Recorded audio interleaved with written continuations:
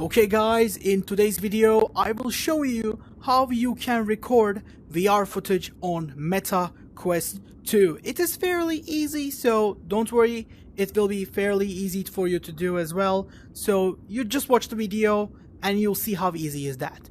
First of all, our main screen would normally be like this. See, there's me. And I can go like around, and of course, like I can do anything I want. I can walk, I can move, I can go to the mirror and stuff like this. But this is not important.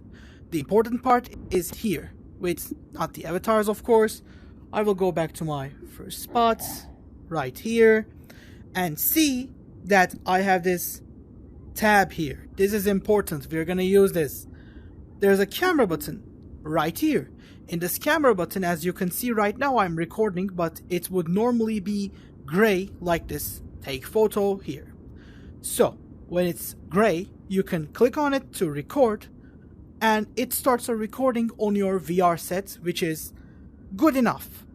You can also cast your visuals and then use a software like OBS and something like that to actually record the main screen.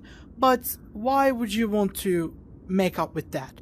Just use the recording button here and it will always just record everything that is on your VR goggles and you can see.